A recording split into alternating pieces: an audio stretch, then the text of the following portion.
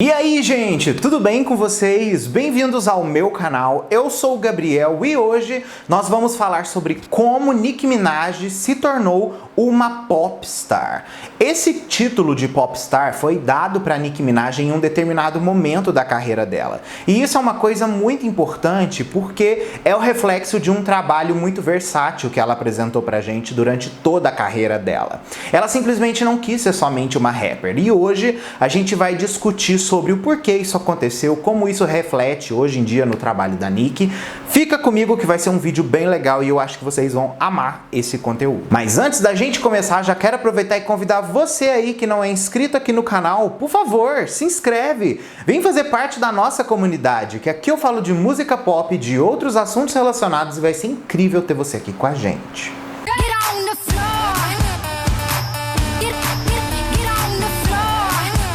Quando a gente fala de Nicki Minaj, a gente tá abrindo uma porta para falar de uma artista flexível, uma artista versátil e uma artista com muito material lançado. A Nicki é uma artista tão legal porque ela consegue flertar com diversas coisas e soar muito bem fazendo tudo o que ela faz. A gente percebe que a Nicki, ela não é simplesmente aquela artista que é dentro da caixa do rap, na zona de conforto do rap. Ela consegue flertar com hip hop, com eletrônico, com pop, com rock, com pop rock, com músicas mais lentas, com baladas, e ela soa incrível, exatamente porque ela é uma pessoa versátil, como eu disse aí. Ela é flexível de fazer coisas diferentes e versátil por ela saber cantar e também ela conseguir fazer rap muito bem. Quando a Nicki estreia oficialmente em 2010 com seu álbum Pink Friday, ela enfrentou uma coisa que era, vamos dizer assim, talvez a maior dificuldade de um artista estreante, que é conseguir o seu espaço. A Nicki, até aquele momento, antes de conceber o Pink Friday, ela era uma artista totalmente voltada para o mercado do hip hop e do rap.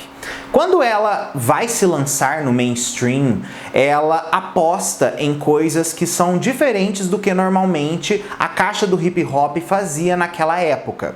A gente percebe que durante os anos de 2010, 2011 e 2012, onde a Nicki experimentou tipo o auge da carreira dela, a gente claramente vê que havia uma onda muito grande do pop e do eletrônico tomando basicamente frente em tudo. E como ser um artista de rap sobressaindo dentro de um momento onde o pop estava tão forte? Foi aí que ela resolveu fundir gêneros musicais na criação do seu primeiro álbum.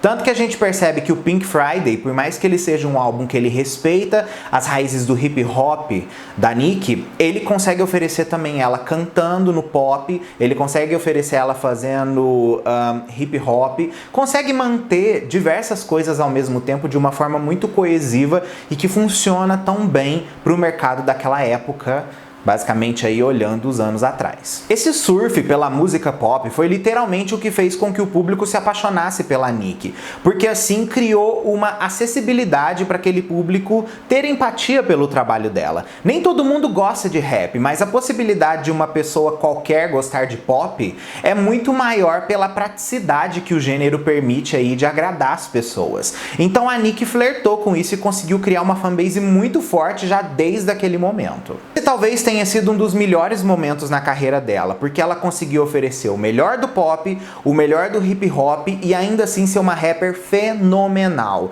Para vocês terem uma ideia, as próprias revistas da época, eles diziam que não existia ninguém como Nicki Minaj acontecendo naquele momento na música, e realmente não tinha. Então para ela foi uma porta que ela abriu e ela conseguiu ficar muito grande em um período pequeno de tempo, exatamente pelas coisas que ela foi criando dentro do mercado com essa porta. E muita gente compara ela com a Lil Kim exatamente porque a Lil Kim fez o mesmo movimento lá no começo dos anos 2000, sendo uma porta feminina no rap, flertando com hip hop em momentos onde as pessoas não faziam isso. Um outro exemplo que a gente pode aproveitar aí já nesse apelo que falamos dos rappers que resolveram influenciar música pop nos seus trabalhos, a gente pode refletir, por exemplo, o que o Drake fez basicamente no começo da década toda da carreira dele. A gente percebe que ele trouxe muitas coisas influenciadas pelas músicas pop daquela época para incorporar mais excelência no seu material e permitir com que mais gente absorvesse o conteúdo dele. Uma outra pessoa que também a gente pode citar aí que é um puta rapper e ao mesmo tempo entregou músicas muito grandes no pop, é o Pitbull, basicamente o maior farofeiro da década. O maior farofeiro da década, ele é aí rapper. Então isso é uma coisa que funciona muito bem quando você sabe fazer. E ele soube aproveitar isso, assim como o Drake e assim como a Nicki. Infelizmente, gente, essa aventura da mistura de gêneros, do rap, do pop e afins, isso acaba não tendo muito a chance de concorrer em categorias pop quando o artista é predominantemente do hip hop. A gente percebe isso daí historicamente. Olha aí o The Weeknd, 2020, acontecendo isso. E com o Drake, por exemplo, foi a mesma coisa. O single dele, que foi um mega sucesso na época, Hotline Bling, ganhou inclusive Best Rap Song. Porém, a música é pop, ele mesmo falou disso, que é uma música pop, é uma música com outro tipo de pegada e que não merecia ter concorrido àquela determinada categoria. Ele devia ter concorrido numa categoria de pop. Mas sempre os artistas negros são colocados dentro das caixas do urban, do R&B e do hip hop quando se fala em premiações. Voltando agora aí a Nicki Minaj, depois da gente fazer esse apanhato aí com esses outros artistas que flertaram com o pop, talvez a Nicki Minaj, naquele momento, ela já estivesse começando a conquistar o seu status de popstar. Mas ela literalmente conseguiu uma coroa dela como popstar quando ela lança o segundo álbum de estúdio dela, que foi o Pink Friday Roman Reloaded. Por quê? O Pink Friday Roman Reloaded, ele basicamente é a extensão e evolução perfeita do que toda a influência dela pela música pop dos últimos anos refletiria naquele momento. Tanto que você percebe que o álbum, por mais que ele tenha metade basicamente do disco sendo 50% com faixas de hip hop, outros 50% são de faixas pop muito mainstream. A gente percebe isso pelos maiores hits que o álbum produziu, né? Que foi Starships, Vavavoom e também a Pound the Alarm.